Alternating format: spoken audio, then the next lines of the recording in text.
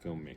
All right. All right, this is our pre-flight on November 8846 Juliet. There's a couple things I did in the cockpit before I came out. I turned the master switch on. We brought the flaps fully down. Checked the fuel quantities. And we turned the master switch off.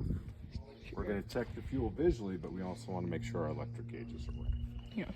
I start here and then I work my way toward the tail.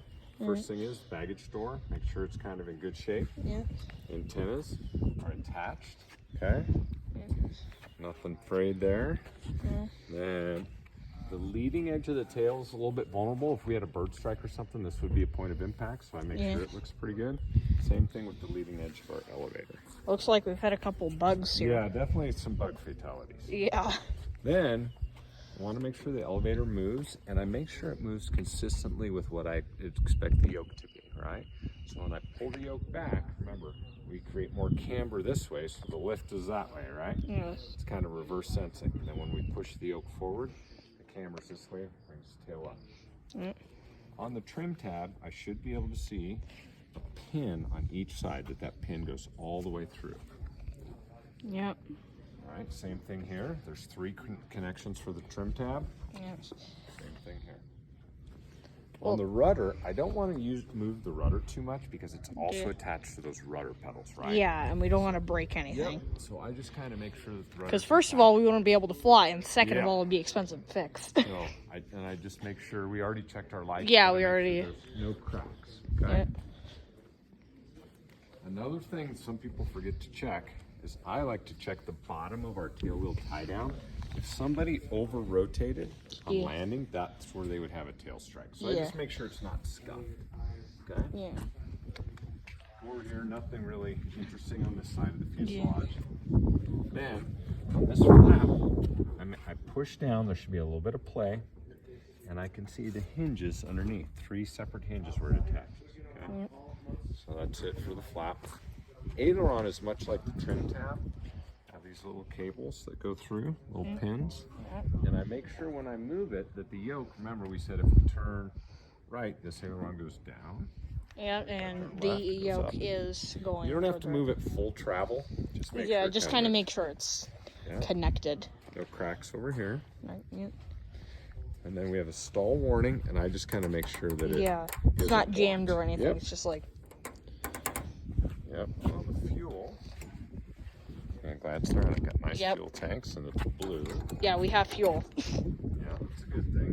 This is where our air comes in, so I make sure that's not blocked. And then I come down here and take a little drink of gas.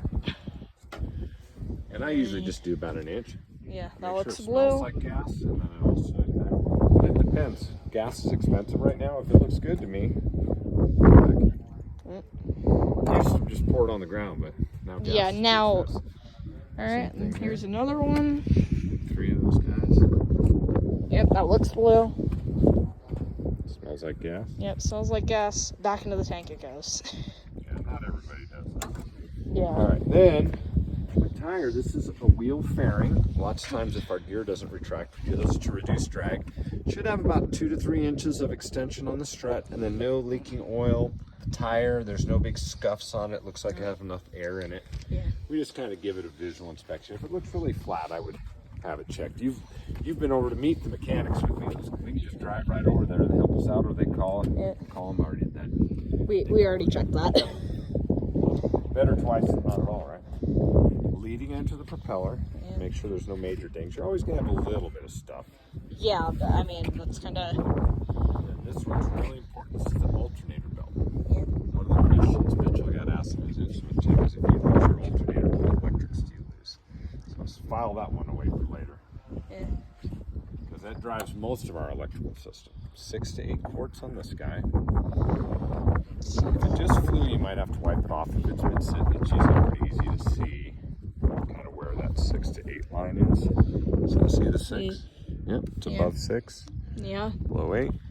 So. As it gets warm, it'd probably be closer to 7, believe it or not. Yeah. And then, this is important, you don't crank it down. Or you just kind of. Finger tight. Yeah. Okay.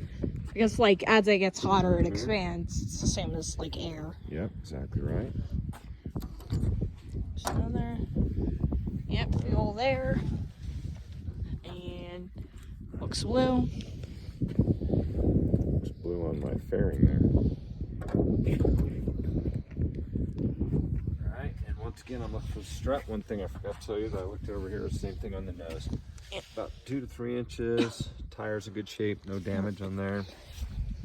Make sure all my screws are in.